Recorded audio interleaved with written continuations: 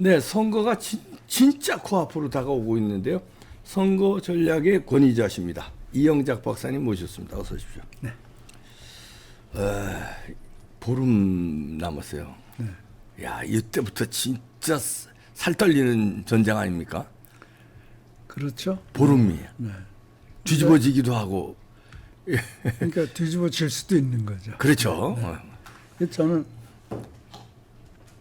이번 저는 제일 중요한 건 이번 대선의 성격을 우리가 정의 내리는 게 굉장히 중요해요. 네. 네. 그래서 저는 그 이번 대선을 규정을 하고 네. 그 규정에 맞는 캠페인을 해야 된다고 생각을 네. 하거든요. 이제 제가 이제 뭐 우리 이제 이 박사도 이제 이런 정치 공부를 많이 하셨으니까 김영삼 정권 문민 정권이라고 그랬죠. 네, 그렇죠. 문민 정부라고 그래. 거기에다 의미를 뒀어요. 규정이네요, 그게. 그렇죠. 딱 정체성. 예. DJ는 평화적 정권 교체라고 그랬죠. 네. 그게 이제 대선의 의미를 그렇게 두는 거예요. 그렇죠. 그래서 이제 그 대선의 성격이 선거 캠페인하고 메시지를 정해줘요. 민주당은 지금 뭐라고 그래요? 윤석열의 계엄과 내란 심판이 이번 대선이라고 그러죠. 내란 종식입니다. 네, 예. 네, 내란 심판 종식. 네. 그런데 이미 이제 윤석열은 탄핵됐고 형사 재판만 남아 있잖아요. 네. 그런데 윤석열의 형사 재판이 주제가 되면 안 되겠죠. 네. 그런가 하면 대통령 선거는 과거가 아니고 미래를 보는 거예요. 네. 이미 이제 탄핵과 형사 재판은 과거예요. 네. 네. 그렇기 때문에 우리는 미래를 얘기를 해야 되거든요. 네. 근데 지금 미래를 전혀 얘기 안 하고 있어요. 네. 그러면 우리 측에서는 이번 대선을 뭐라고 봐야 되느냐? 김문수 캠프에서는 예. 김문수 캠프에서는 저는 이번 대선은 이재명과 민주당 국회의원의 심판이 되어야 한다. 네. 그런가 하면요. 이재명은 지난 3년간 실질적으로 대통령보다 더 큰 권력을 갖고 있었고 대한민국을 좌지우지했고 민주당 국회는 한 게 아무것도 없어요. 네. 그러면은 지난 3년 동안 그런 제왕적 대통령 노릇을 한 이재명이 네. 한 게 아무것도 없다. 한 게 뭐가 있냐? 그래서 그러면 네가 지난 3년 동안 아무것도 안 했는데 앞으로 지금 네가 뭐 할 수 있겠냐? 네 과거를 보니까 지난 3년 하는 짓 보니까 앞으로 오는 할 짓도 뻔해 보인다. 그러니까 과거와 미래를 연결시키는 거죠. 네. 네.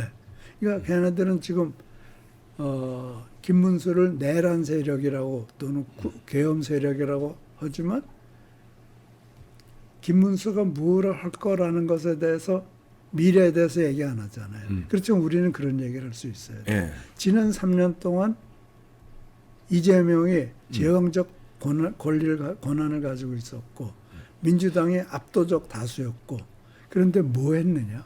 그리고 지금까지 아무것도 안 하고 있다가 이제 와서 5년 동안 이런 거 하겠다고 약속한다면 국민들이 그 말을 믿어주겠느냐? 아니, 그런 점이 부각이 됩니다. 했죠, 일을. 발목 잡기 했죠. 그렇죠. 발목 잡기 했죠. 그래서 이번 대선은 저는 이재명과 민주당 국회에 3년 평가하는 거다. 네.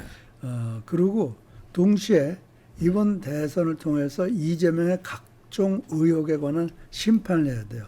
지난 3년간 민주당이 장악한 국회로 인해서 이재명에 대한 각종 의혹에 대한 재판을 못 했잖아요. 네.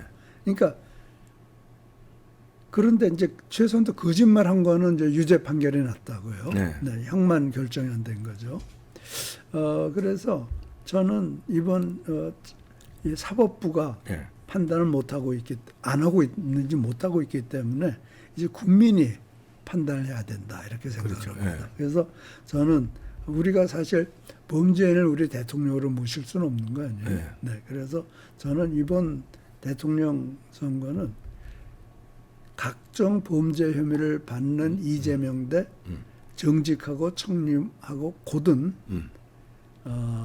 김문수의 대결이다. 이렇게 정의를 내려야 된다고 생각해요. 그렇죠. 그리고 국민들한테 지금 이미 거짓말한 혐의로 대법원 확정 판결이 났어요. 이제 형만 결정되면 되는 거예요. 근데 그건 뒤집을 수가 없어요. 그러니까 이미 그 사람은 범죄인이에요.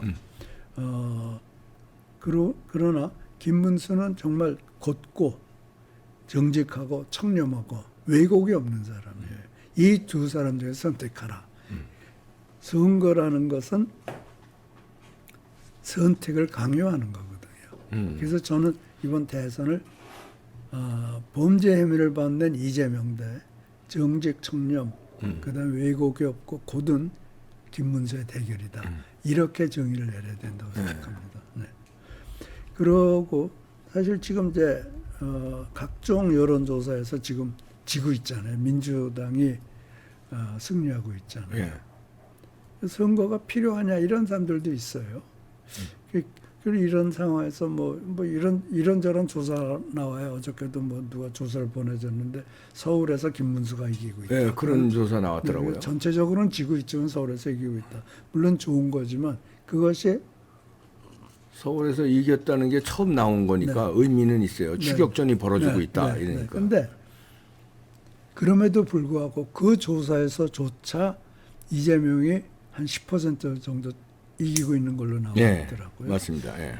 거기다가 이제 홍준표 같은 사람은 2007년 선거 같다고 그랬어요. 그게 뭔가 하면 결국 국민의힘 후보가 한 20% 이상으로 패배할 거라는 얘기거든요. 그게 그러니까 정동영이 그렇게 졌으니까요. 그다음에 보수 우파 가운데 정규제는 완전히 이재명 지지로 돌아섰죠.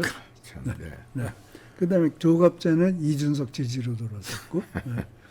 그 보수 유권자들은 이제 혼란스러운 거예요. 저 사람들이 정말 보수를 대변하던 사람인데 갑자기 돌아서 버린 거예요. 그러니까 김문수가 지는 거 아니야? 이런 말하자면은 메시지를 이렇게 보내주고 있다고요. 그런데요, 여론조사라는 것은 오늘을 얘기하는 거지 내일을 얘기하는 게 아니에요. 그러니까 이 여론조사는 전략적 결정을 하는 툴이에요. 네. 그러니까 오늘 지고 있다. 그러면은 어떻게 해요? 이기는 전략을 찾아야죠. 그렇죠. 네. 우리가 지금 이기고 있다. 그럼 확실하게 이기는 전략을 세워야 되는 거 아니에요? 그래서 이 전략 결정을 잘하면 선거 결과가 뒤집히는 거예요. 그래서 저보고 사람들이 선거 뒤집힐 수 있어 이렇게 지고 있는데 답은 아니다. 지고 있으면은 새로운 전략 결정을 해야 된다. 네? 그러면요. 제가 이제 몇 가지 한두 가지 사례를 들어서 얘기를 할게요. 2002년 대통령 선거에서 노무현은 조사에 따라서 7에서 15% 차이로 이회창에게 지고 있었어요. 그랬었죠. 그러니까 지고 있을 때 노무현이 어떤 전략 결정을 했어요. 그때는 이회창 캠프는 다 이기는 거라고 생각을 했어요. 그랬어요? 자기네들이 이길 거라고 했어요. 자신만만했어요. 지금의 이재명 캠프 같습니다. 네. 그런데 노무현이 어떤 전략적 결정을 했어요. 어떻게 했죠? 정몽준과 후보 단일. 그랬지. 그러면서 후보 단일이니까 결국 이기고 있으면 후보 단일을 안 했겠죠. 지니까 후보 단일을 한 거란 말이에요. 그러니까 여론조사를 조사 그대로 보면 안 되는 거예요. 이런 조사 나오면 우리가 무엇을 해야 될 것인가를 생각하게 하는 게 여론조사란 말이에요. 그래서 7에서 15% 차이를 극복하고 2.3%로 이겼어요. 2007년 대선에서는 단일화 같은 그런 그 극적 이벤트 없이 한나라당 이명박이 이제 압승했고요. 그래서 사실 그 당시에 민주당은 4번 오열됐죠. 2012년 대선에서는 이제 안철수와 문재인이 단일화가 됐어요. 지고 있기 때문에 단일화했을 거예요. 그런데 그 당시에 제가 생각할 때는 야당의 지지가 전반적으로 취약했어요. 그 4%로 이겼는데 그 당시 이유는 간단해요. 문재인의 용공 의혹에 대한 두려움 때문에 보수 유권자가 결집해서 박근혜를 지지해 준 거예요. 그건 기억하고 계실 거예요. 2017년 박근혜 탄핵 당시에는 보수층이 분열됐어요. 그래서 홍준표, 안철수, 유승민으로 쪼개졌어요. 이 세 사람 합치면은 이겼죠. 문재인보다 높죠. 네. 그래서 이거는 문재인이가 전형적으로 어부지를 본 거예요. 네. 그러면은 이번 대선에서 김문수가 이기는 전략은 무엇인가? 네. 저는 노무현 전략과 음. 그 다음에 트루만의 1948년 전략을 컴바인 한다면은 네. 이 전략을 효과적으로 쓴다면 지금이라도 뒤집을 수 있다고 생각해요. 네. 제가요. 그런데 이번 상황에 대해서 얘기를 해볼게요. 이 축구, 나는 뭐 축구를 종종 보긴 하는데, 네. 축구 경기를 보죠. 지금 축구 경기에서 우리가 3대0으로 지고 있어요. 네. 한 15분 정도 남았어요. 네. 그럼 지금 어떻게 해야 돼요? 총공격에 나서야죠. 총공격에 나선다는 건 뭐예요? 될 수 있으면 꼭 골키퍼까지 공격해야죠. 그렇죠. 그러니까 공세를 강화하고 네. 수비세는 최소한도로 만들고 네. 공세를 강화하는 거 아니에요. 그리고 이기고 있으면 어쩔 거예요? 방어해야죠. 수비를 강화할 거 아니에요. 이게 자연의 섭리잖아요. 그렇죠. 선거도 이런 자연의 섭리를 쫓아가야 돼요. 네. 그러니까 지금 보면은 어저께 TV 토론도 토론, 보면은 이재명은 극도로 몸조심하고 있어요. 네. 네, 다 좋은 게 좋은 거예요. 네. 네, 어저께 그걸 보면은 다 들어주는 거 같이 다 하더라고. 들어준 것 같이 얘기하죠. 그런데 지금 김문수 캠프는 어때요? 네. 거기도 수비만 하고 있어요. 어저께 TV를 보면. 공격이 좀 날카롭지 못했다는 네, 그러니까 평가가 있더라고요. 말은 3대0으로 지고 있는데 네. 요행수를 바라는지 뭐 당 캠프 내에서는 우리가 이긴다는 얘기가 돌아다니기도 한데요. 근데 이미 많은 사람들이 그렇게 얘기할 때는 그런 거를 이유로 해서 공격적이 돼야 되는 거예요. 그렇죠. 네. 근데 수비를 강화하는 것 같아요. 어저께 하는 거 보면은 네. 공격은 이준석이 가고 네. 이준석이한테 어저께 뭐 김문수 후보가 뭐 어떻게 생각하십니까? 그러고 토스를 좀 해서 네, 이렇게, 예. 토스하니까 그 이준석이가 이재명을 공격을 네. 하잖아요. 네. 그러니까 좀 이상하더라고요. 그래서 저는 지금 뭐 당에 오를 수도 있어요. 당 사람들이 지금 우리가 결국 여론조사에서 20% 지고 있지만 그건 허수야. 그게 맞을 수도 있어요. 네. 그렇지만 맞을 수도 있다는 요행심보다는 우리가 선거 전략이라는 건 지고 있을 땐 이기는 전략을 만들고 이기고 있을 땐 확실하게 이기는 전략을 만드는 거란 말이에요. 네. 그러면 지금 우리가 지고 있다고 생각을 하고 그것에 대한 대책을 세우는 게 훨씬 우리한테 좋다고요. 네, 그래서 저는 지금 현재 트루만 전략하고 노무현 전략을 섞어야 된다 이렇게 생각을 합니다. 트루만 전략에 대해서 이해 못 하시는 분들이 있는데 네, 트루만 우선- 전략은 뭡니까? 네, 우선 노무현 전략에 네. 대해서 얘기를 하죠. 그 노무현 전략은 2002년 대선 당시에 큰 차이로 지고 있으면서 정몽준과 후보 단일화해서 승리한 거예요. 그래서 판을 바꾸고 승리한 겁니다. 그렇죠. 네. 네. 그러니까 이 노무현 전략은 판을 바꾸는 전략이었어요. 그래서 저는 판을 바꾸는 지금 현재 김문수가 할 수 있는 판을 바꾸는 전략은 이준석과 단일화하는 겁니다. 이준석 단일화. 네. 그런데요, 그 이번 TV를 보면은 TV 토론을 보면 이준석은 김문수 편이었어요. 그래서 제가 이준석이 당 색깔이 주홍색 아니에요. 네. 주홍색 우리가 초록은 동색이라고 그러잖아요. 네. 주홍색하고 홍색은 동색이다라는 생각이 들더라고요. 어저께 어차피.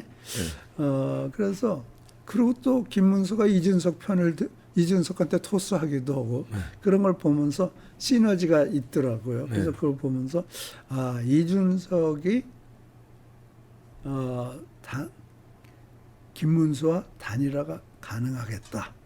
그래서 그리고 이준석이 지금 우파표를 가져가야 되잖아요. 네. 근데 어저께 TV 토론에서 이준석은 좌파를 공격했어요. 네. 이재명을 계속 공격하고. 그건 뭐예요? 그거는 내가 볼 때는 자기가 우파라는 걸 좀 강조한 거 아닐까요? 그 그것도 우파들한테 공격을 받고 있는 걸 아니까 네. 내가 진짜 우파다 뭐 이런 거를 한번 쓱 이렇게 또 그렇게도 볼 수 있지만 김문수와 상당히 화합이 되는 모습을 보였죠. 그러니까 어저께 조금 그런 게 나왔어요. 그러니까 예. 이준석이도 단일을 바라고 있는 거 아닌가. 이런 생각이 속으로는, 들더라고요. 네. 네. 그래서 저는 이준석을 우리가 근데 설득하는 논리가 있어야 돼요. 근데 이준석을 설득하는 논리는 단 한 번도 제3 후보가 대통령이 된 경우가 없다는 것이 우리나라 역사예요. 예. 예. 네. 예외가 딱 한 번 있었는데 김대중이에요. 13대 대선. 그때 3등 했지만 근소한 차이로 3등이었다고요. 그리고 두 번 지고 이제 한 번 더 지고 대통령 됐단 말이에요. 그런데 그 이외에 지금 우리가 아는 사람들 많잖아요. 여기 자주 나오시는 분도 계시고 뭐 이모 씨도 계시고 뭐 문모 씨도 계시고 뭐 많잖아요. 예. 정모 씨도 계시고 예. 그분들 다 졌죠. 다 그러니까 지고 다시 시도하고 또 시도한 지고. 사람도 있고 안 한 사람도 있고 다 졌잖아요. 예. 그래서 우리나라에서는 제3 후보는 희망이 없다. 예. 이런 생각이 들어요. 그래서 저는 이런 그 역사적 사실을 가지고 이준석을 설득해야 되지 않냐. 예.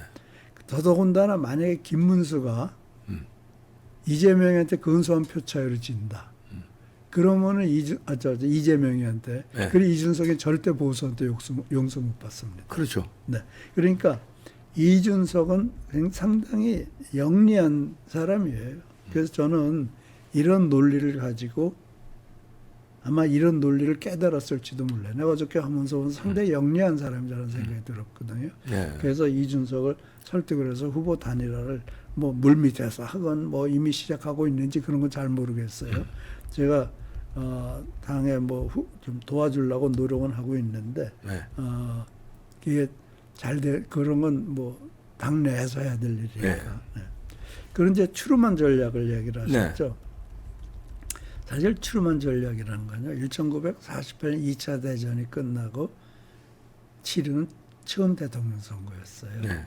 그 민주당의 루즈벨트 대통령이 4선을 했잖아요. 1944년 2차 대전 중에 4선에 성공했는데 1945년 4월에 대통령 루즈벨트가 사망했어요. 네. 그래서 이제 부통령이든 추르만이 대통령이 된 거거든요. 계승한 거예요. 그리고 이제 미국에서는 부통령이 나머지 임기를 완료해요. 네. 우리도 이제 사실 그런 개헌이 필요한데 그건 나중에 좀 말씀드리고요. 그런데요, 1946년 중간 선거에서 미 의회가 공화당으로 넘어갔어요. 네. 그래서 여소야대가 됐어요. 상원하원 전부 다 공화당으로 넘어간 상황이었어요. 추르만은 완전히 발이 묶였어요. 네. 공화당이 협조를 안 해주는 거예요. 그리고 추르만이 원하는 걸 일치 안 해줘요. 그래가지고 결국 추르만은 뭐 하고 싶은데 할 수 있는 게 없었어요. 예를 들어서 마샬로 같은 것도 막 정말 힘들게 마샬로가 아니지 마샬 플랜, 예, 마샬 플랜. 구랍한 네. 복구 계획 같은 것도 뭐 정말 억지로 하고 그랬는데 그러면서 추르만 지지율이 30%대로 떨어졌어요. 네. 이제 대선 끝날 때쯤에서. 그리고 이제 그 당시에 공화당 후보는 토마스 듀이라는 사람이었는데 그 사람은 1944년에 루즈벨트에게 패배했거든요. 네. 그리고 다시 후보가 된 베테랑 후보예요. 네. 그러니까 지금 세팅을 보면은 김문수 대 이재명. 이재명의 유사한 점이 그러네요. 있죠. 네. 네. 그런데 더더군다나 그 당시에 민주당은 분열이 됐어요. 그래서 해리 트루만이 대통령 후보가 됐는데 스트롬 서먼이라는 사우스캐롤라이나 출신의 상원이 당을 찾아서 나갔어요. 네. 그래가지고 남쪽을 먹었고 그다음 조지 월레스도 또 나갔어요. 그러니까 스트롬 서먼은 민주당 내에서 보수파였고 조지 월레스는 민주당 내에서 좌파였어요. 이 당에도 이렇게 중도가 있죠. 있고 예. 그렇잖아요. 근데 해리 트루만은 말하자면 온건파였고요. 근데 이렇게 되니까 그렇지 않아도 트루만의 인기도 낮고 그러기 때문에 그리고 당이 분열이 됐고 그래서 그 당시 여론조사에서 10에서 15% 차이로 진다. 이제 토마스 듀이가 이긴다. 그 승사는 미국에서는 아즈메이커라는 게 그렇죠. 있잖아요. 예. 그 사람들이 15대 1로 두이가 확실히 승리한다 이랬어요. 예. 그 지금 요새 뭐 우리나라에서는 차기 대통령 될 것 같은 사람은 압도적으로 압도적으로 이기죠. 이기잖아요. 그 이게 그랬어요. 저 토마스 두이가 15대 1, 아즈가 15대 1이었어요. 예. 근데 해리 트루만은 거기 항복하지 않고 do nothing Congress, 아무것도 일 안 하는 의회, 의외. 그걸 공격하기 시작한 거예요. do nothing Congress. 너 지금 지난 2년 동안 내 발목 잡은 거 왜 네가 한 게 뭐 있느냐. 그 집요하게 그거를 공격을 했어요. 그리고 4.5% 차이로 이겼어요. 지금 상황하고 비슷하네요. 네, 그래서 어허. 저는 김문수는 국회 권력을 장악한 민주당과 대통령보다 민주당 그리고 대통령보다 더 큰 권력을 가진 잡은 이재명이 지난 3년 동안 뭐 했냐. 이렇게 아무것도 안 하는 국회와 대통령이 나라를 다시 나라를 행정부를 장악하게 되면 뭘 하겠냐. 아무것도 안 할 거 아니냐. 나라를 망칠 거 아니냐. 그래서 그 이재명 국회와 이재명 민주당을 심판하는 대선이 돼야 된다. 저는 이런 메시지로 일관하게 트루먼 캠페인식으로 해야 된다고 생각해요. 예. 그래서 저는 뭐 아직도 보름 남았으니까 한국은 작은 나라고 그렇기 때문에 또 김문수는 정직, 청렴, 그다음 왜곡 없는 고둠이라는 그런 특징이 그런 힘이 있잖아요. 그걸 앞장 세우면서 이재명 국회와 이재명 민주당을 심판하자는 그런 캠페인을 해야 된다라고 생각을 했대요. 네. 시간 충분해 보이네요. 그거 효과적으로 하면 노무현 플러스 트루만의 전략. 예. 그리고 이제 이게 상당히 사람들한테 맥히는 것 같은데요. 특히 젊은 사람들한테요.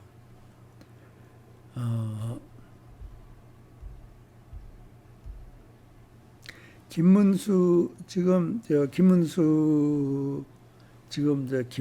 장기표, 김동길 교수 이런 사람들은 그 민주화 투쟁에서 굉장히 옥고도 치르고 고문도 당하고 굉장히 힘들었잖아요. 네. 근데 이 세 분은 정부에서 나중에 민주화됐을 때 보상금을 10억을 준다는데 이 세 사람 다 안 받았어요. 그러게요. 안 받은 사람이 이 세 사람이 유일하다고 그러더라고요. 딴 사람 또 계신지 모르겠어요. 저는 이런 점을 글쎄요. 저는 김문수가 그런 얘기 할 수 있을지 모르겠지만 적어도 당에서 이런 거를 좀 적극적으로 이렇게 양심적이나 그리고 민주화 투쟁에 어떤 대가를 바라지 않고 한 사람이다. 이런 청렴한 사람이 대통령 돼야 된다라는 아주 그 청년들한테 정말 청년들은 정의와 공의를 가장 중요하게 생각하거든요. 네. 그래서 이런 포인트도 상당히 맥혀 들어갈 거라고 생각하고요. 예. 그리고 이제 제가 또 우리나라 지금 대통령 유고시 대통령 계승 제도가 없습니다. 네. 이게요, 우리나라 헌정사상 대통령 유고가 4번 있었어요. 그리고 이 유고가 발생하면은 항상 극도의 정치 혼란이 옵니다. 그리고 경제적 부담이 엄청나요. 어저께도 그러잖아요. 윤석열 대통령 탄핵으로 인해서 정말 국가적인 부담이 무척 많이 됐다고 이재명이 그런 얘기를 하더라고요. 그거는 뭐 사실이에요. 그래서 보면은 1960년 이승만 대통령 하야, 79년 박정희 대통령 시해, 2017년 박정희 대통령 시해, 그다음에 2017년 박근혜 대통령 탄핵, 금년 윤석열 탄핵, 4번 있었어요. 근데 이런 일이 좌파 대통령한테도 언젠가는 일어날 수 있는 거예요. 좌파 대통령 절대 이런 일 없을 거라는 건 아무도 말 못해요. 그러면서 그러고 나서 굉장히 혼란이 많이 오거든요. 근데 미국을 보면요, 미국은 최근에 최근 역사에 3번 있었어요. 네. 1945년 루즈벨트 사망하자마자 트루만이 대통령이 부통령이 트루만이 대통령이 됐고 1962년 케네디 대통령이 암살됐잖아요. 그러니까 암살되자마자 존슨이 네. 인계를 했고 승계를 했고 닉슨 대통령이 워터게이트로, 1974년에 사임했잖아요. 네. 그러면서 포드가 포드가 대통령이 됐죠. 됐다고요.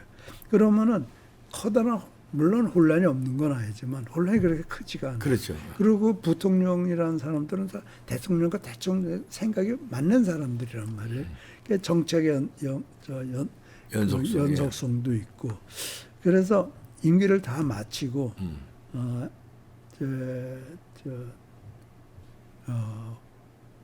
그 닉슨을 이어받은 포드는 대통령에 떨어졌지만 네. 케네디를 이어받은 존슨이나 루즈벨트를 이어받은 트루만은 다 대통령 다시 됐다고요. 그래서 우리나라에서도 이번 뭐 개헌 얘기를 하는데 네. 부통령 제도를 도입을 해야 되는 거 아니냐. 그래서 나머지 자녀 임기를 할 수 있도록. 네. 그리고 또 한 가지 생각이 난 게 있는데요. 만약에 박근혜 대통령이나 윤석열 대통령에게 부통령이 있었더라면은 민주당이 그렇게 나서가지고 막 막가파로 했겠느냐. 막가파로 탄핵을 밀어붙였겠느냐. 그렇죠. 네. 그래서 전국 안정을 위해서도 이 부통령 제도는 반드시 도입이 돼야 되겠다 이런 네. 생각을 합니다. 그리고요. 제가 마지막으로 말씀드리고 싶은데 부자 몸조심 하고 있어요 지금 이재명이. 네 하고 있죠. 네. 근데 김문수는 공격적이지 못해요. 그러게. 네, 이거 보세요. 이재명은 좀 방탄조끼 입고 다니죠. 네. 그리고 군중들하고 근접도 못하죠. 네. 어저께 TV 토론에서도 극도로 말조심하고 상대를 끌어내는 발언도 안 하고 있어요. 네. 이게 그래서 캠페인을 전체를 봐도 우파를 자극하는 발언 안 하고 있어요. 그렇게 하더라고요. 네. 그게 뭔가 하면은 1948년 미국 대통령 선거 당시에 10에서 15% 차를 이겼던 공화당 대통령 후보 토마스 두이와 유사한 선거 운동을 하고 있어요. 아, 네, 주의가 졌잖아요. 그러니까. 졌죠. 그러고요. 1988년 미국 대통령 선거에서 민주당 후보 두카키스가 승리할 걸로 다 예측을 하고 네, 있었어요. 졌죠. 두카키스도. 결국은 졌죠. 그런데 그 부시가 언더독, 아버지 부시죠. 네. 부시가 언더독이었다. 네. 이 사람 굉장히 공격적으로 선거 운동을 했고 두카키스는 몸조심하는 선거 운동을 했어요. 그래서 나중에 아차 해가지고 네. 돌아섰죠. 그때 늦었어요. 늦었죠. 그래서 두카키스가 재밌는 게 이 사람 굉장히 스마트한 사람이거든요. 두카키스가 나중에 대통령 선거에서 지고 나서 자기가 어떻게 해서 대통령 선거가 떨어졌느냐 그거 강요하고 다녔어. 재밌죠. 재밌네. 네, 네. 그래서 그 몸조심하는 대통령 선거라는 것은 굉장히 위험해요. 네. 그리고 아까도 말씀드렸지만 그 2002년에 언더독 노무현은 굉장히 공격적으로 캠페인을 했단 네. 말이에요. 그래서 판을 바꿨잖아요. 후보 네. 단일화를 통해서. 그게 승리했다고요. 네. 네. 근데 정동영은 지고 있는 상태에서 누굴 공격했냐? 노무현을 공격했죠.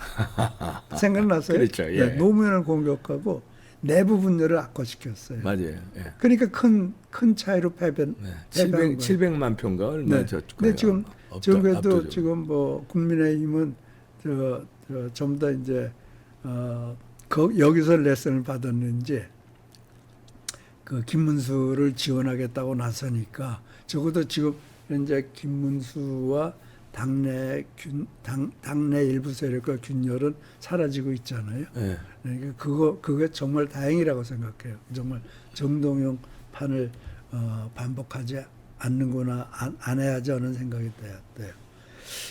그런데 지금 공격적이지 못해요. 네. 네, 좀 공격을 해야 돼요. 그리고 네. 그 어저께도 보면은 이준석 시켜서 이재명을 공격하도록 하고 그건 안 좋은 거예요. 이게 언더독은 반드시 공격적이어야 돼요. 네.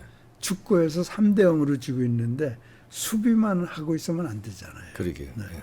그래서 저는 김문수 후보가 그런 판을 바꾸는 전략과 또 공격적인 전략을 한다면 이번 대선은 지금 여론조사에도 불구하고 얼마든지 이길 수 있는 계기를 만들 수 있고 예. 지금 뭐 한국은 워낙 그 다이나믹에 급한 빨리 일어나는 나라이기 네. 때문에 충분하다. 충분하다 이렇게 생각합니다. 네. 그 김문수 캠프 쪽에서는요, 이 방송 꼭 보길 바랍니다. 앞으로 2번 선거운동, TV 토론 남았는데 그 TV 토론 물론이고 선거 전략의 판을 바꾸시기 바랍니다. 이영작 박사였습니다.